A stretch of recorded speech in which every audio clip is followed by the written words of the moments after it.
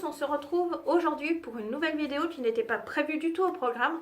Donc hier j'ai récupéré 4 livres dans une boîte aux livres et en voulant les ranger tout à l'heure je me suis dit que j'étais jamais tombée sur une vidéo qui parlait des boîtes aux livres. Alors je me suis dit autant avant de les ranger, autant vous en parler. Donc moi ça va être mon expérience sur les boîtes aux livres sur Reims, où on est quand même assez bien servi de ce côté-là parce qu'on en a, de ce que je connais, on en a 5 qui ressemblent à ça et une qui ressemble à ça. Et donc, dans d'autres villes, je sais qu'elles ressemblent pas du tout à ça. Ils ont repris des anciennes cabines téléphoniques et donc ils les ont recyclées en boîte aux livres. Donc je trouve vraiment ça l'idée très sympa, au lieu de les laisser à l'abandon, de s'en resservir au lieu de les enlever, ou vraiment de les laisser à l'abandon, de s'en resservir pour faire comme une mini bibliothèque, vraiment une boîte aux livres pour faire circuler les livres. Je trouve ça vraiment très sympa. Donc une boîte aux livres, ça sert à quoi? Une boîte aux livres, elle peut servir à deux choses. Soit vous avez des livres que vous ne voulez plus et que vous voulez donner, mais vous ne savez pas où. Il y a vraiment les boîtes aux livres. On dépose nos livres et on ferme la boîte et on s'en va.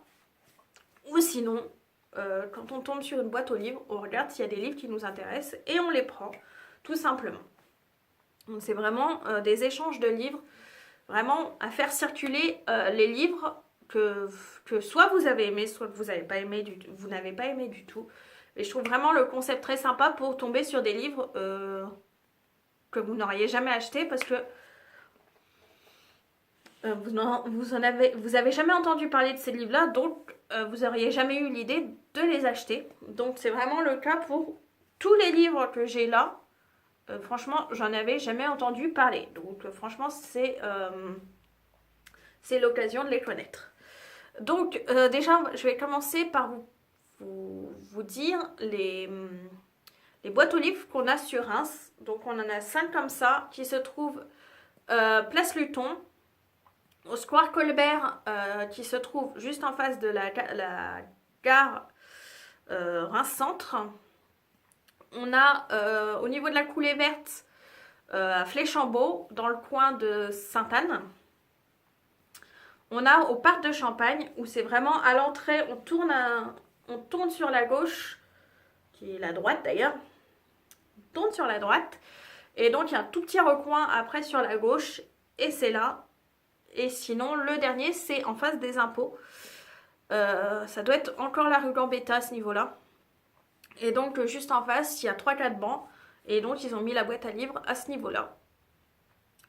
Et donc, pour la petite maison, la maison aux livres, elle se trouve apparemment, c'est ma cousine qui est tombée dessus hier.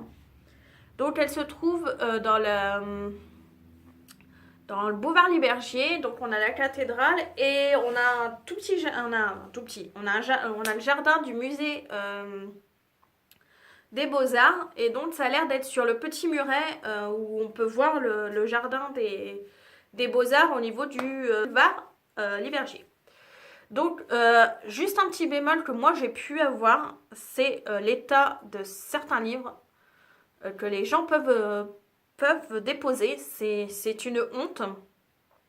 Je crois que c'est au parc de Champagne, je suis tombée sur un où il y avait carrément plus de couverture, tellement la couverture avait dû être abîmée. Je me vois pas donner un livre, même donner quoi, je me vois pas donner un livre où la couverture est abîmée.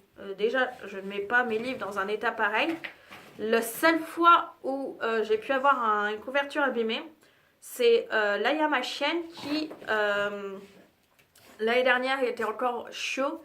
Et donc il y avait le livre qui était resté dans le panier parce qu'on avait été à la plage, et qui a décidé de me grignoter la couverture. Tout ce qu'il y a de plus logique en soi. Donc voilà.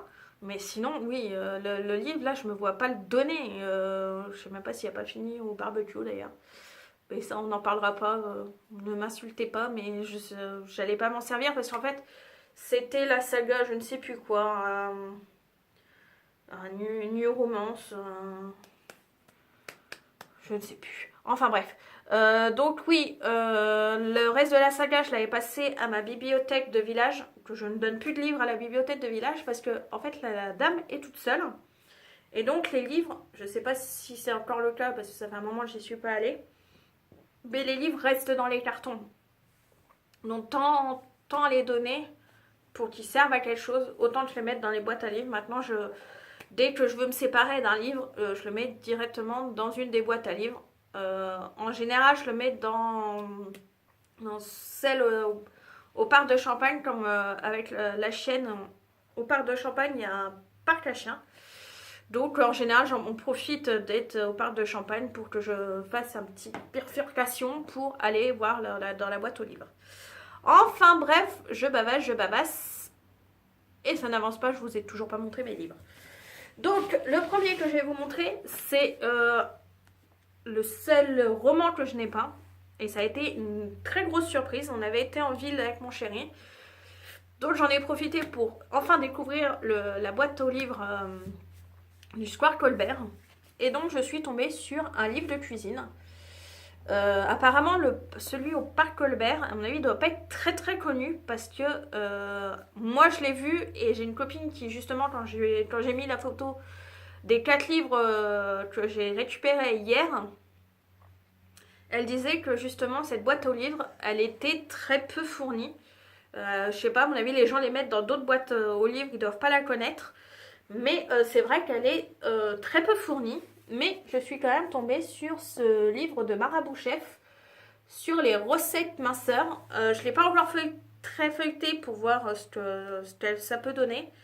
Mais franchement, là, en regardant les recettes, les photos sont très belles. Les recettes ont l'air très courtes.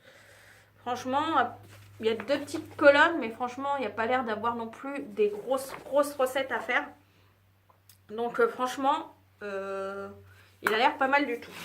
Ensuite, je vais vous parler d'un que je ne sais plus du tout dans lequel que j'ai récupéré.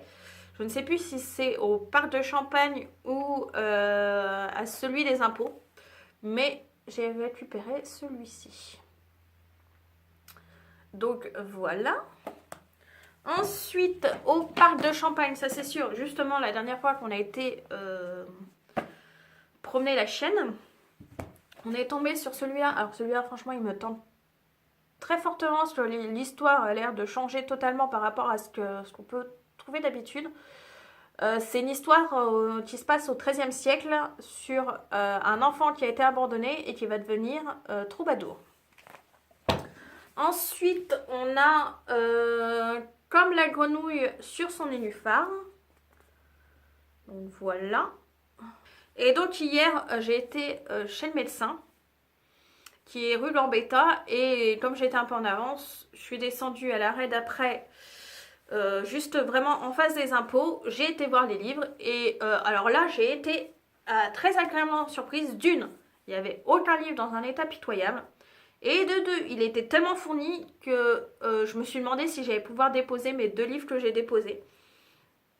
Et en plus, il y a des gens qui ont même déposé des anciennes calculatrices. J'ai l'impression qu'il y en avait une qui était du niveau collège et l'autre vraiment très très ancienne. C'était encore dans des pochettes en espèce de plastique. Mais franchement, ça avait l'air d'être en très bon état. Donc franchement, j'ai été très surprise. Et donc j'en ai déposé 2, mais j'en ai récupéré 4. Et donc c'est que des livres de poche. Donc on a 2 livres du même auteur. Donc c'est l'auteur de PS I Love You. Et donc c'est celui-ci et celui-là. Donc c'est que des romances, je crois. À part le petit dernier, je crois que sinon c'est que des romances. On a celui-ci. Alors par contre, la demoiselle, je ne sais pas. Je me demande si elle n'est pas de la famille de Mary-Jean Clark. Je n'ai pas trouvé. Je viens de regarder sur Google, sur Wikipédia. Je sais que Mary-Jean Clark, elle a une de ses filles qui est écrivain aussi et une de ses belles-filles. Mais elle, j'ai pas trouvé le lien. Parce que le seul truc Wikipédia que j'ai trouvé, c'était en anglais. J'ai pas traduit, j'ai pas voulu. Mais franchement, il a l'air pas mal aussi. Et celui qui me tente, je trouve, change un peu, c'est celui-ci. qui apparemment a eu en plus le prix Jean d'Ormesson. Et donc, ça a l'air d'être un peu une histoire dans un truc parallèle. Parce que le 9 mai 2001, le jour de ses 20 ans, Jérémy se suicide parce que sa petite amie, sa femme, on ne sait pas trop, le rejette, donc il se suicide. À part qu'il se réveille le 8 mai 2002, soit un an jour pour jour après le jour de son suicide, et il se réveille près de cette femme qu'il aime et qui ne l'a pas rejeté, mais qui est folle amoureux de lui. Donc il va vraiment devenir spectateur de cette vie parallèle. Donc franchement, ça m'intrigue beaucoup, donc j'ai hâte de lire celui-là. Il y a celui-là et celui-là qui vraiment me tentent énormément. Les autres, après, c'est des romances, donc c'est quand j'aurai envie de lire des romances. Mais ces deux-là m'intriguent vraiment énormément. Donc, malgré une vidéo ultra décousue, je l'ai refait je ne sais combien de fois. La fois juste avant, ça commençait super bien, à part que j'ai la chienne qui est venue se positionner à peu près du bas jusque là. Donc ça devenait un peu compliqué, elle avait décidé de ne pas bouger jusqu'à ce que j'arrête la vidéo. Donc j'espère que c'est un minimum pas trop décousu. J'espère que vous avez passé une bonne journée ou que vous allez passer une bonne journée. Et je vous dis au revoir pour une prochaine vidéo. Au revoir!